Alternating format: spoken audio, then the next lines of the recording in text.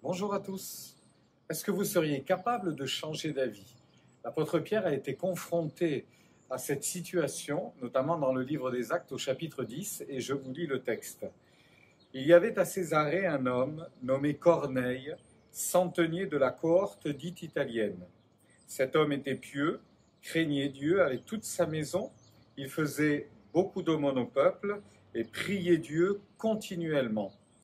Vers la 9e heure du jour, il vit clairement dans une vision un ange de Dieu qui entra chez lui et qui lui dit « Corneille ». Les regards fixés sur lui, saisi d'effroi, il répondit « Qu'est-ce, Seigneur ?» Et l'ange lui dit « Tes prières et tes aumônes sont montées devant Dieu et il s'en est souvenu. Envoie maintenant des hommes à Joppé et fais venir Simon, surnommé Pierre. Il est logé chez un certain Simon corroyeur dans la maison et près de la mer.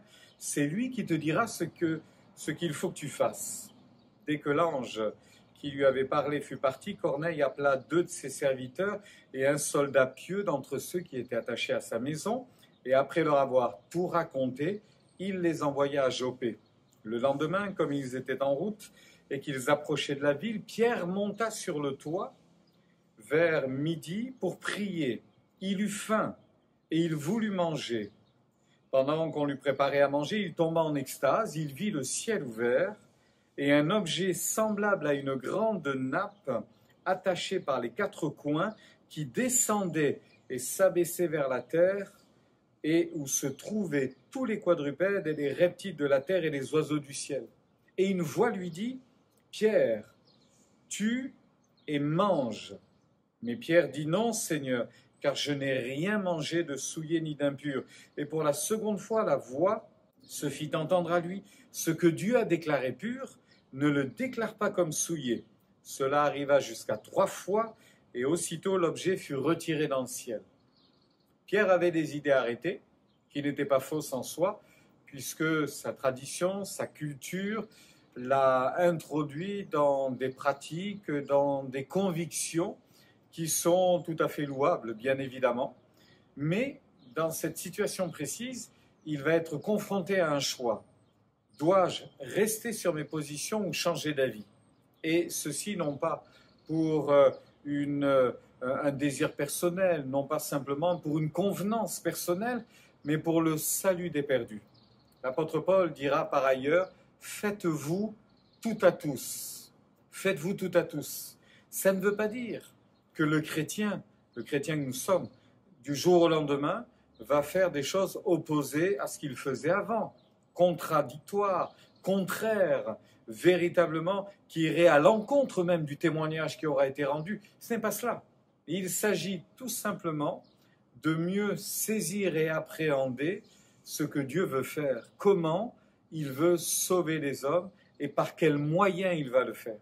Et là, finalement, Dieu a décidé d'utiliser Pierre pour amener Corneille à la foi.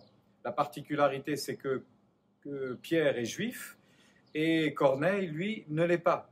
C'est-à-dire que Pierre va être invité par ces gens qui vont arriver dans la maison, qui sont les envoyés de Corneille. Il va être invité à entrer dans la maison d'un païen. Et c'est là où ça coinçait. Parce que Pierre ne l'avait jamais fait et n'était pas plus encouragé à le faire et n'avait absolument pas envie de le faire.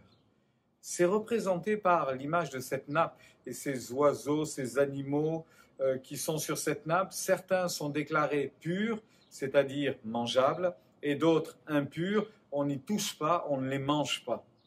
Et voici que Dieu dit, ce que je déclare pur, ne le déclare pas comme impur. Pour Pierre, ça a été une révélation. Il est entré dans la maison de Corneille, finalement, il a annoncé le salut, toute la famille a accepté l'évangile, ils ont été baptisés et le royaume de Dieu s'est avancé. Maintenant, quand Pierre est rentré à la maison, à Jérusalem, ça n'a pas été la même histoire. Il y a eu un conflit, il y a eu une prise de position. on n'était pas d'accord avec lui. Alors Pierre a expliqué ce qui s'était passé. Et vous savez quoi? Quand c'est Dieu qui fait les choses, on ne peut dire que gloire à Dieu. Quand c'est Dieu qui fait les choses, on ne peut dire que Amen et approuver ce que Dieu fait.